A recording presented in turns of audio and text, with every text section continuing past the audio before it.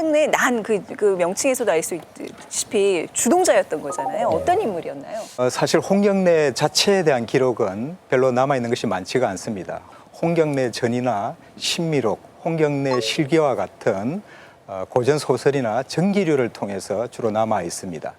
이런 기록들을 보면은 홍경래는 평안도 용강군에서 태어난 것으로 되어 있고, 특이하게도 홍경래에 대한 기록은 홍경래 전과 같은 거의 고전 소설류 이런 책에는 아주 그 행적이 자세하다라는 거죠. 그리고 홍경래가 우리 민중의 편에 서 있는 인물이다라는 이런 관점에서 쓰여졌다라는 것은 그만큼 홍경래는 백성들에게는 우리의 뭔가 좀 희망이 될 수 있었던 인물이다라는 것을 또 반증하고 있습니다. 어떻게 이렇게 지도자로 존경을 받고 추대를 받았는지 어떤 매력이 있었길래? 토지도 없고 노비도 없는 어떤 그런 상황이었는데 공부를 열심히 했나 봐요. 그래가지고 그 수업과에 그 사마시에 응시를 했는데 뭐 성공을 못했다고 이제 이야기는 전해지더라고요. 이제 그 이후에 풍수지간이 되어가지고 이제 돌아다니면서 세상 돌아가는 어떤 그런 모습들 이제 확인하고, 그리고 이제 또 이 병서 술서에 굉장히 능했는데 특히 정감록. 이 정감록을 아주 그렇게 아주 꿰고 있었다고 합니다. 그러니까 이런 모습을 보면 지식이라든지 교양은 갖춰진 지식인의 어떤 모습들 갖고 있다라는 어떤 그런 생각이 들고, 당시 어떤 사회 모순이 무엇인지를 직시할 수 있는 그런 인물이 아니었을까. 바로 이러한 것들이 그 지도자의 풍모를 담아낸 게 아닐까라는 그런 생각이 듭니다. 근데 여기서 지금 한 가지 궁금한 게 있는데, 일반적으로 홍경래는 몰락 양반으로 알려져 있잖아요. 그래서 시험에도 이제 과거 시험에도 응시했다고 하고 그러는데 한편에서는 또 평민이라는 얘기도 있거든요. 도대체 어떤 게 맞는 겁니까? 과거 시험에 응시하면 뭐 당연히 양반 아니야? 이런 이야기도 이렇게 많이 이해하는 경우도 있는데, 이 중요한 것 중에 하나가 조선시대 사실 과거 시험은 법제적으로는 이 양인 이상이면 일반 농민들도 응시는 할 수 있어요. 그래요? 양반이라는 거는 세습되는 신분이긴 하지만 계속 관직을 유지를 해야 이 양반 신분이 유지되는 거예요. 그래서 계속 그 양반 가문이라 그래도 뭐 대를 거듭해가지고 그 과거에 합격하지 못하고 관직에 진출하지 못하면 그냥 자연스럽게 이제 평민으로 떨어지는 거죠. 난의 가정을 기록한 진중일기라는 기록물을 보면은 봉기에 참여했던 양반층들은 이름 앞에 반족이나 사인이라고 특별하게 기재를 하고 있습니다. 근데 홍경래 앞에는 아무런 표시가 없습니다.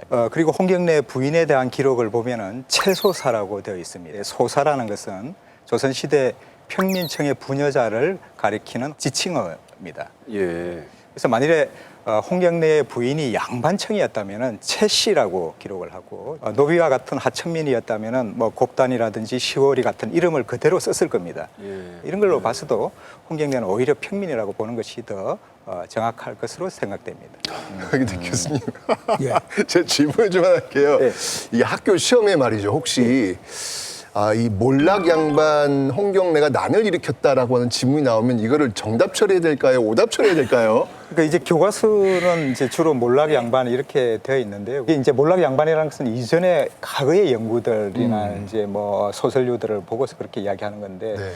지금은 뭐 평민으로 보는 게 지금은 그래요? 주류. 아닌가요? 그러니까 이런 게 이제 교과서 우리가 좀 확인이 좀 돼봐야 되는데, 이게 이제 그러니까 이런 걸 사실은 시험 문제 내면 안 돼요.